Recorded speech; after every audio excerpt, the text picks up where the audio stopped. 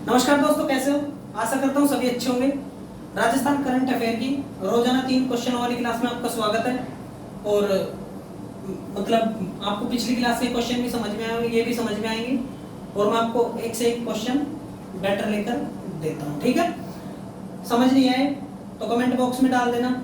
जो भी आंकड़े दूंगा वो बेस्ट दूंगा आपको, ठीक है, याद होने के लायक ही दूंगा। ठीक है, तो आज का पहला क्वेश्चन हम स्टार्ट करते हैं। उसके साथ हम 3 क्वेश्चनों को बड़े प्यार से शांत करेंगे, मतलब खत्म करेंगे। ठीक है ना?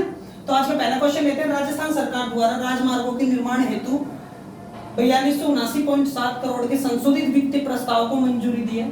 यह निर्माण किसके सहयोग से किया जा रहा है? ठीक है, सीधा सा क्वेश्चन है, और सीधा सा क्वेश्चन में हमारे पास विश्व बैंक है, एशिया डेवलपमेंट बैंक है, और सड़क एवं राजमार्ग मंत्रालय।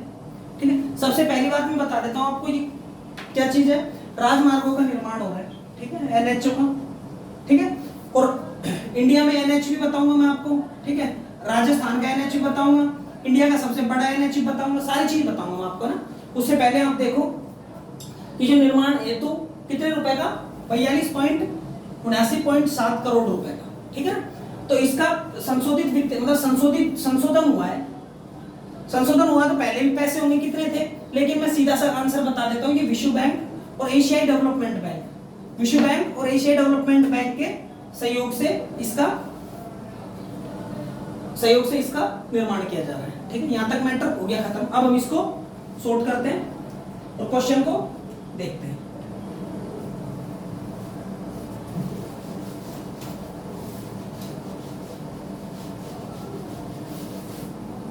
ठीक है, पहले थे 42.79.7 करोड़ रुपए। ठीक है, और संशोधित होकर कितने थे, पहले कितने थे, 2452.36 करोड़ रुपए थे। ठीक है, और अब संशोधन होकर इसकी जगह ये वाले पैसे प्रस्ताव मंजूरी मिली है। ठीक है ना? अशोक गहलोत जी, सीएम अशोक गहलोत जी ने इसका वो किया है। और हमारे जो राष्ट्रीय राजमार्ग मंत्रालय है, राष्ट्रीय राजमार्ग मंत्री नितिन गडकरी,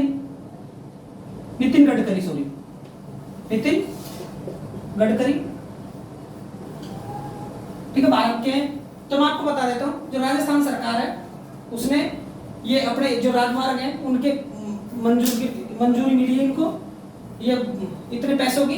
तो पहले कितने थे, पहले थे 2452.36 करोड़, और अब इनको संशोधित होकर 4279.7 करोड़ रुपए को मंजूरी मिली है। और हमको एशियाई बैंक और वर्ल्ड बैंक की सहायता से ये मिल रहा है। अब हम देखते हैं सबसे पहले एशियाई बैंक, सबसे पहले वर्ल्ड बैंक देखते हैं, विश्व बैंक। और विश्व बैंक की स्थापना 1944 में होती है। कब होती है? 1944 में। ठीक है, ये आप सारे डाटा हैं, आप इनको नोट करते चलिए। ठीक है ना, इनको आप नोट करो। और इसमें 174 कंट्री है, देश है। ठीक है, उसके बाद जो एशियाई बैंक है, एशियाई डेवलपमेंट बैंक, एडीबी बोलते हैं इसको। क्या बोलते हैं? एडीबी। और इसका जो विश्व बैंक है, इसका मुख्यालय कहां पर है? इसका मुख्यालय वॉशिंगटन डीसी, डोमिशियल कंट्री। ठीक है ना, वॉशिंगटन डीसी जो कि कहां की है? यूएसए की राजधानी है, संयुक्त राज्य अमेरिका की राजधानी वॉशिंगटन। ठीक है, और इसकी स्थापना कब होती है? 1944 में। ठीक है ना। उसके बाद हम बात करते हैं एशियाई बैंक की। तो एशियाई बैंक का फिलीपींस सुना है? फिलीपींस, और फिलीपींस की राजधानी है मनीला। क्या है? मनीला। जहां पर मैं आपको बता देता हूं, मनीला में अंतरराष्ट्रीय चावल अनुसंधान केंद्र,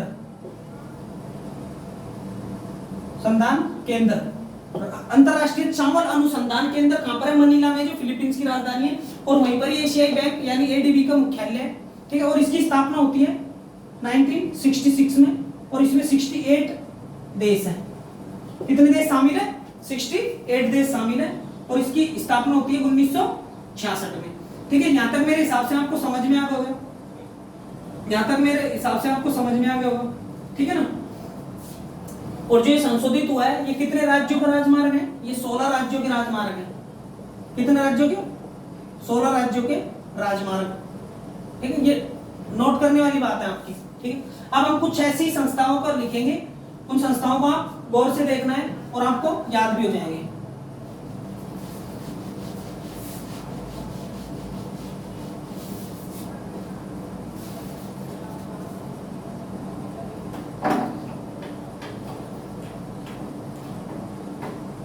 ठीक है, अब देखो सबसे पहले एडीबी हो गया, ठीक है, वर्ल्ड बैंक हो गया। उसके बाद हम देखेंगे ILO, ठीक है। उसके बाद देखेंगे हम WHO, उसके बाद देखेंगे हम WTO, ठीक है। उसके बाद हम देखेंगे आसियान, ठीक है। उसके बाद आसियान हो गया। उसके बाद हम देखेंगे सार्क, क्या देखेंगे, सार्क, ठीक है। उसके बाद हम देखेंगे, चलो ये आपको दिखाई दे रहा है यहां तक, हाँ ठीक है, दिख रहा है आपको ना। तो देखो एडीबी मैंने बताया आपको 1966 में इसकी स्थापना होती है वर्ल्ड बैंक की, 1944 में। उसके बाद ILO की स्थापना, और मैं आपको बता देता हूं ये होता है अंतरराष्ट्रीय श्रम संगठन, ठीक है। तो मैं आपको बता दें इंटरनेशनल लेबर ऑर्गेनाइजेशन, ठीक है ना।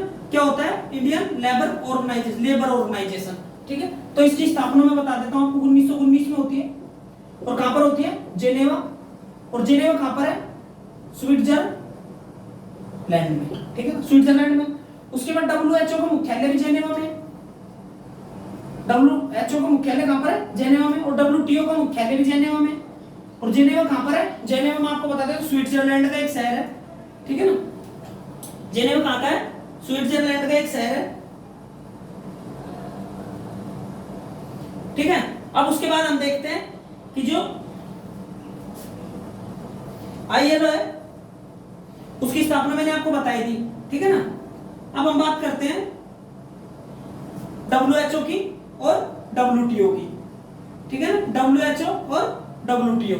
तो देखो जो हमारा WHO है 1995 में होती है इसकी स्थापना, और इसकी 1948 में होती है, और इसकी 1995 में होती है, 1 जनवरी 1995 में इसकी स्थापना होती है।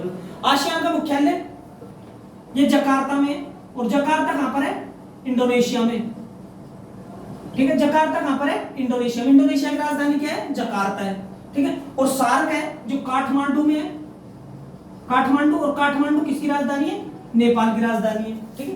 यहां पे एक बार स्क्रीनशॉट ले लो, ठीक है ना, यहां पे एक बार स्क्रीनशॉट ले लो,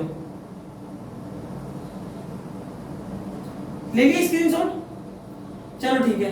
तो मैं आपको बता देता हूं इसकी 1967 में होती है, और इसकी 1985 में। इसका स्क्रीनशॉट लो जल्दी से, स्थापना है, ठीक है, इसका स्क्रीनशॉट लो। उसके बाद मैं आपको और लिखवाता हूं।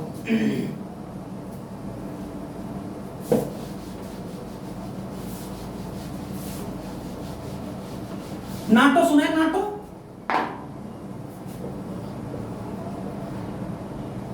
ठीक है। नाटो ट्रीटी ऑर्गेनाइजेशन है, नॉर्थ अटलांटिक ट्रीटी ऑर्गेनाइजेशन, ठीक है, नाटो है। और नाटो का मुख्यालय, और एक बचा है अपना अंतरराष्ट्रीय न्यायालय, एक यूनेस्को भी है, एक अंतरराष्ट्रीय न्यायालय, ठीक है। तो नाटो और यूनेस्को, मैं आपको बता देता हूं नाटो का मुख्यालय ब्रुसेल्स में, ठीक है। और ब्रुसेल्स किसकी राजधानी है, बेल्जियम की, ठीक है। और यूनेस्को पेरिस है, और पेरिस किसकी राजधानी है, फ्रांस की, ठीक। और अंतरराष्ट्रीय न्यायालय द हेग, और हेग कहां पर है, नीदरलैंड में, ठीक है बच्चों। अब देखो कुछ बच्चे हुए, मैंने ये लिखवा दिया आपको, ठीक है ना। जो इसका देखो, इसकी स्थापना होती है अंतरराष्ट्रीय न्यायालय और यूनेस्को। नाटो की स्थापना होती है 1948 के समथिंग होती है, ठीक है। नाटो की स्थापना कब होती है, अंतरराष्ट्रीय, एक तो अंतरराष्ट्रीय न्यायालय है, ठीक है, इसकी 49 में होती है, और इसकी होती है 19 1945 में। ठीक है, तो ये डेट आपको, ये ईयर आपको याद रखनी है क्योंकि इनके क्वेश्चन जल्द ज्यादा पूछ लिए जाते हैं। ठीक है ना। अब हमारे पास इंटरनेशनल कोर्ट भी हो गया, हमारा यूनेस्को बच्चा है, तो यूनेस्को भी 45 में लिख लो आप। ठीक है, 1945 ईस्वी में होती है इसके साथ। इसका हो गया आपका। अब आप इसका स्क्रीनशॉट ले लो, मैं आपको कुछ एक दो और इंपॉर्टेंट चीज बता देता हूं। अब देखो, बात करते हैं हम सबसे छोटे और सबसे बड़े की। ठीक है, देखो भारत का सबसे बड़ा NH 44 है। ठीक है, NH 8 भी था जिसको व्यस्त हम बोलते हैं, व्यस्त बीजी था, उसका नाम चेंज कर दिया। उसके बाद भारत का सबसे छोटा और सबसे छोटे की बात करता हूं मैं, तो सबसे छोटा है इसका 966B।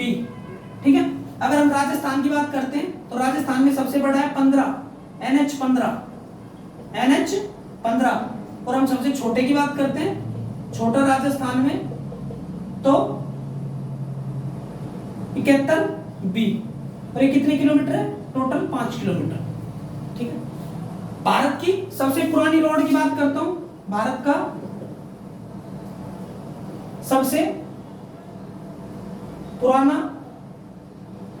NH या रोड बोल दो तो वो है GT रोड, और GT रोड को बोलते हैं ग्रांड ट्रैंक। ठीक है, इसको बोलते हैं ग्रांड ट्रैंक रोड। ठीक है, और ये किसने बनाया था? शेर शाह सूरी ने 16वीं शताब्दी में। ठीक है, इसको 2500 वर्ष हो गए कम से कम। ठीक है, तो कहने का मतलब यह है कि सबसे पुराना रोड वो था अपना, और सबसे न्यूनतम नहीं, सबसे बड़ा राजस्थान का और भारत का। तो आपको अब एक चीज और बच रही जो मैं आपको लिखवा देता हूं। राजस्थान का रोड घनत्व कितना है?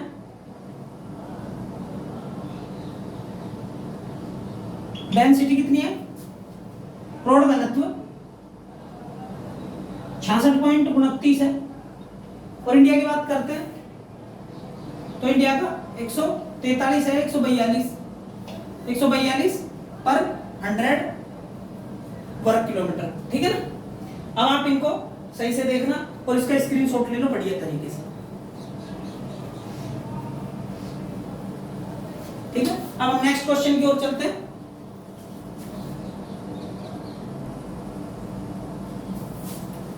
हाँ तो मित्रों, दूसरा क्वेश्चन, राजस्थान पर्यटन विकास निगम ने पर्यटन को बढ़ावा देने के उद्देश्य से हेलीकॉप्टर जायराइड की शुरुआत कहां से की है? ठीक है, हेलीकॉप्टर जायराइड की शुरुआत पर्यटन को बढ़ावा देने के लिए कहां से स्टार्ट की है? तो मैं आपको बता देता हूं, ये हमारे पर्यटन के क्षेत्र में राजस्थान बहुत आगे, कुछ बहुत ज्यादा कर रहा है, तो अब हेलीकॉप्टर जायराइड की चालू कर दिया। वो कहां से किया है मैं आपको बता देता हूं। जैसलमेर एक जिला है जो कि सबसे पूर्वी जिला है। ठीक है ना, पश्चिमी जिला है, सबसे पश्चिमी जिला है। ठीक है, पूर्वी हो गया धौलपुर। ठीक है ना,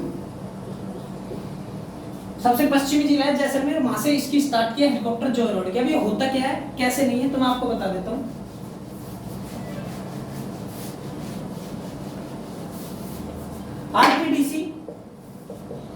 आरटीडीसी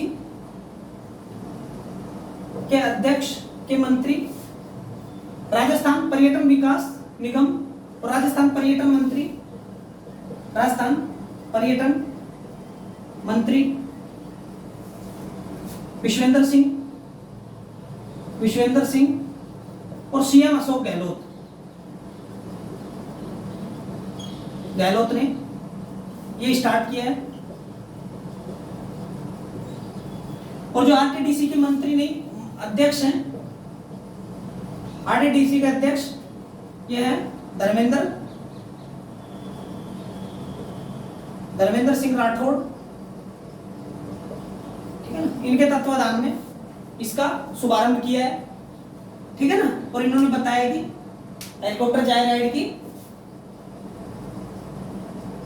हेलीकॉप्टर जायराइड शुभारंभ शुभारंभ किया है। ठीक है ना।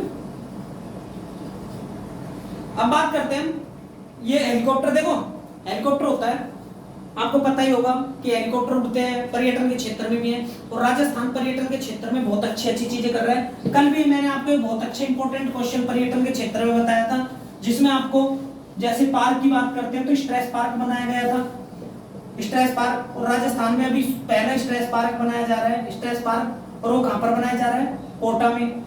ठीक है। अगर हम बात करते हैं आरटीडीसी, तो आरटीडीसी की स्थापना होती है, आरटीडीसी का मतलब है राजस्थान।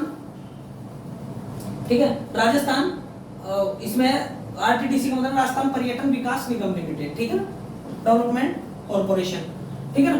तो स्थापना होती है इसकी 1978 में। कब होती है? और इसको उद्योग का दर्जा दिया जाता है 1989 में। ठीक है, यहां तक आपको कोई दिक्कत नहीं है। अब बात करते हैं कि इसका लोगो क्या है। इसका लोगो है राजस्थान पर्यटन का, पधारो हमारे देश। ठीक है, पधारो हमारे देश, ऐसे लोगों के साथ ये शुभारंभ किया। शुभारंभ का मतलब ऐसे हमारी भावनाएं हैं, इसी हिसाब से हमने राजस्थान के, अगर इंडिया की बात करते हैं, तो इंडिया का लोगो है अतुल्य भारत। ठीक है ना, इंडिया की बात करते हैं तो इंडिया का है अतुल्य भारत। और पधारो हमारे देश जैसे लोगों से स्टार्टिंग होती है हमारे पर्यटन विकास की, तो हमारे पर्यटन विकास को उद्योग का दर्जा भी मिल चुका है। ठीक है ना, और पर्यटन को ध्यान में रखते हुए हमने स्ट्रेस पार्क बनाया है, जो आपको पता है कोटा में बनाया है। ठीक है ना। अब हम बात करते हैं जो पर्यटन मंत्री हैं भारत के पर्यटन मंत्री प्रहलाद सिंह पटेल है 2022 में।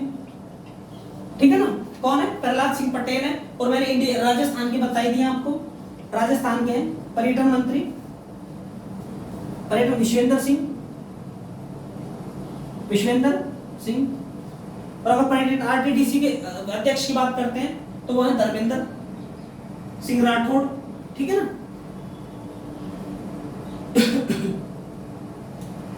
अब हम बात करते हैं, देखो दो चीजें और बता देता हूं इस पर्यटन के क्षेत्र में।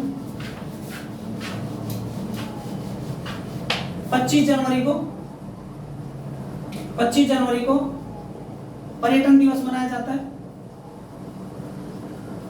ठीक है। और अभी हाल ही में पर्यटन को ध्यान में रखते हुए एक बीकाना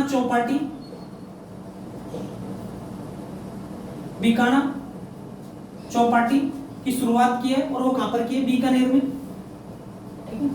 बात करते हैं घूमने की बातें, पर्यटन के क्षेत्र की बात करते हैं, तो पर्यटन के क्षेत्र में, ठीक है ना, पर्यटन के क्षेत्र की बात करते हैं तो देखो मैं 5 किलो के नाम लिखवा देता हूं, 5-6 किलो के नाम। देखो जूनागढ़ किला घूमने की अच्छी जगह है, जूनागढ़ फोर्ट, तो जूनागढ़ किला है बीकानेर में एक जगह घूमने की। मेहरानगढ़ है, मेहरानगढ़ किला है, तो मेहरानगढ़ किला कहां पर है? मेहरानगढ़ किला है जोधपुर में। ठीक है। उसके बाद बात करते हैं सोनारगढ़ किला, तो सोनारगढ़ किला में बात करता हूं कहां पे है? जैसलमेर में। ठीक है। उसके बाद हम बात करते हैं आमेर किला, तो आमेर किला है जयपुर में। अगर हम इनके साथ ही हम चित्तौड़गढ़ किले की बात करते हैं, चित्तौड़गढ़ फोर्ट, ये कहां पर है? चित्तौड़गढ़ में ही है। ठीक है। अगर बाला फोर्ट की बात करते हैं, बाला फोर्ट है अलवर में। ठीक है। अगर हम बात करते हैं लोहागढ़ फोर्ट,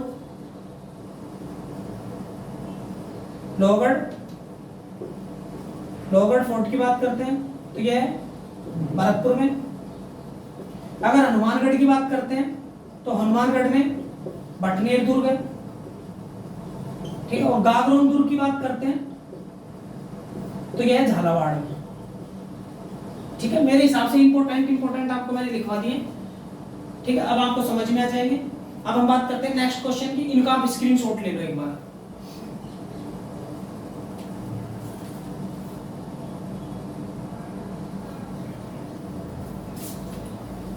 हाँ तो फ्रेंड, हमारा लास्ट क्वेश्चन ये है, चित्तौड़गढ़ के दौलतपुरा में लोक देवता अमराजी भगत के पनोरमे के निर्माण के लिए कितने करोड़ रुपए की स्वीकृति प्रदान की है? तो हमारे सीएम जी अशोक गहलोत जी ने यहाँ पर स्वीकृति दी है। तो कितने करोड़ रुपए की दी है तो मैं आपको बता देता हूँ। देखो, पनोरमा होता क्या है वो बाद में बताऊंगा, पहले मैं आपको बता देता हूँ। 4 करोड़ रुपए की स्वीकृति मिली है, ठीक है।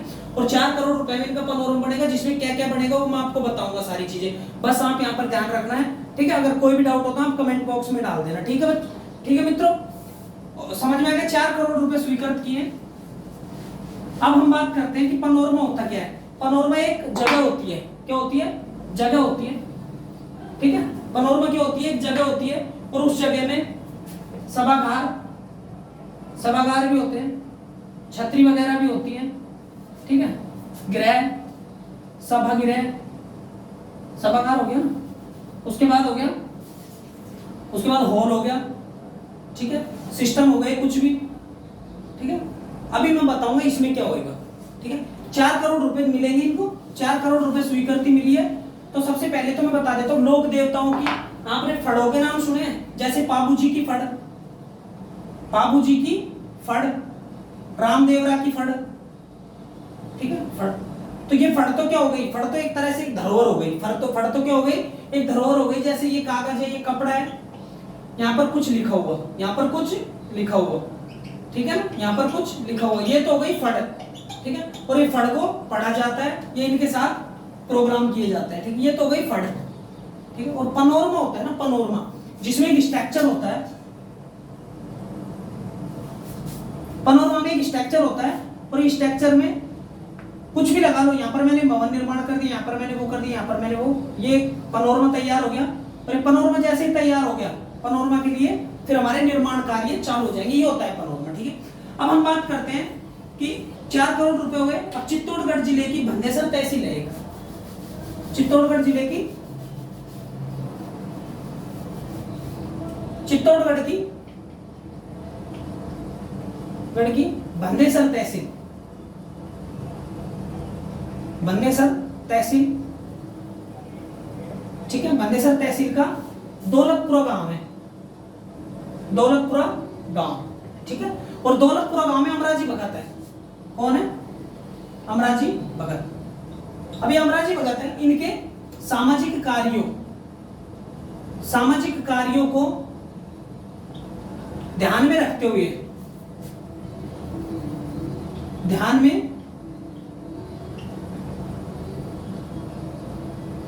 में रखते हुए ये पनोरमा तैयार किया जा रहा है, ठीक है। इन्होंने सामाजिक कार्य में अच्छे योगदान दिए होंगे अपने, ठीक है। मैंने वैसे कभी अमराजी भगत जी का मतलब पहले कभी पढ़ा नहीं है, और मैंने बहुत सारे देवी देवताओं के नाम पढ़े, लेकिन जो अच्छा है कि राजस्थान में एक नया क्वेश्चन हमको देखने को मिला है, अमराजी भगत, और शायद ही किसी ने पढ़ा हो, ठीक है। तो आपको ये देख लेना है, लेकिन कोई नहीं है, अगर आपने पहले पढ़ रखा है तो बहुत अच्छी बात है, ठीक है। अब हम बात करते हैं कि इसमें बनेगा क्या क्या।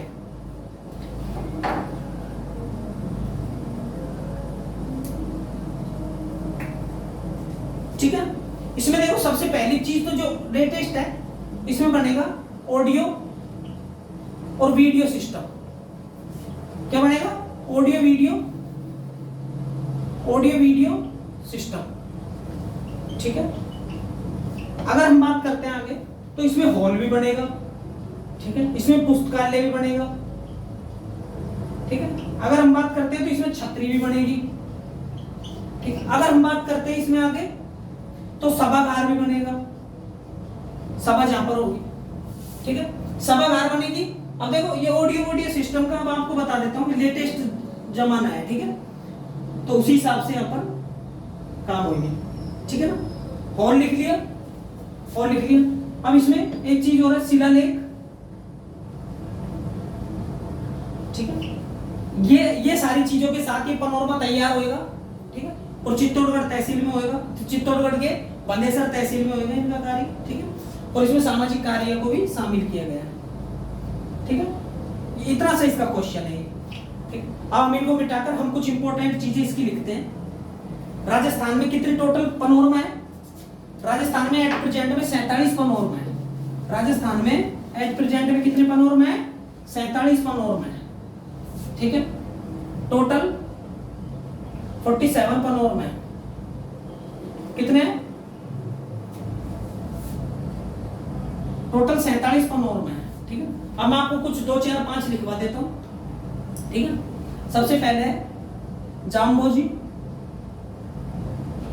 ठीक है, तेजाजी, तेजाजी का पनोरमा, जाम्बोजी का पनोरमा, ये तो आपको पता ही होगा कहां पर है। ठीक है, उसके बाद ये कहां पर है? नागौर में। ठीक है, ये भी नागौर में। और आपको ये लिखने हैं, आपको ये उतारने हैं पूरे। ठीक है ना। उसके बाद एक है निम्बाकाचार्य, ठीक है, एक निम्बाकाचार्य। और निम्बाकाचार्य कहां पर है? किशनगढ़, सुना है आपने खूब अच्छी तरह। और किशनगढ़ कहां पर है? अजमेर में। ठीक, ये भी आपके लिए इंपॉर्टेंट है, अगर आपसे पूछ लेंगे क्वेश्चन में डायरेक्ट। ठीक है ना। एक है सुंदरदास जी का पनोरमा, सुंदरदास जी का पनोरमा। ठीक है, और सुंदरदास जी का पनोरमा की बात करें ना, तो सुंदरदास जी का पनोरमा है अपने दौसा में। ठीक है, दौसा में। और दौसा जयपुर संभाग का ही जिला है। ठीक है ना। अगर हम देखो धन्ना भगत की बात करें ना, धन्ना भगत, तो इनका पनोरमा है टोंक में। ठीक है, और पीपा, संत पीपा के पनोरमे की बात करेंगे ना, तो यह है झालावाड़ में। ठीक है ना। अगर हम बात करते हैं हसन खां मेवाती, हसन खां मेवाती का पनोरमा, तो यह आएगा अलवर में। ठीक है, अगर हम बात करते हैं करणी करणी करणी माता का पनोरमा, करणी पनोरमा, ठीक है, तो ये आएगा बीकानेर में। इनको आप स्क्रीनशॉट में ले लो। ठीक है ना। एक है दादू दयाल है, एक दयानंद सरस्वती है। एक दादू दयाल है, एक दयानंद सरस्वती है। ठीक है, इनकी बात करते हैं तो अजमेर है। ठीक है, और इनकी बात करते हैं तो जयपुर है। ठीक है, जहां तक नीचे तक दिख रहा होगा आपको, तो मैं आपको एक दो और लिख देता हूं। ठीक है ना। एक शेख बाबा का पनोरमा है, शेख बाबा का है। ठीक है, उसके बाद ये आएगा बाड़मेर में। ठीक है, एक जसनाथी है, जसनाथ जी का, और ये बीकानेर में।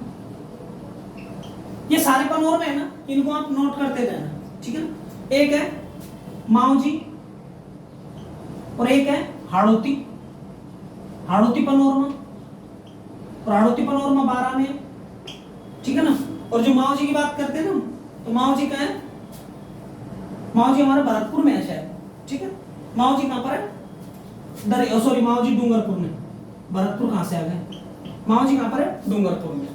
ठीक है, आप इनका स्क्रीनशॉट ले लो एक बार। ठीक है, तो दोस्तों आज के लिए इतना ही है। ठीक है, और आशा करूंगा कि नेक्स्ट क्लास में आप देखोगे और ये भी क्लास आप अच्छे से देखोगे, आपको समझ में आएगी। ठीक है, ऑल द बेस्ट।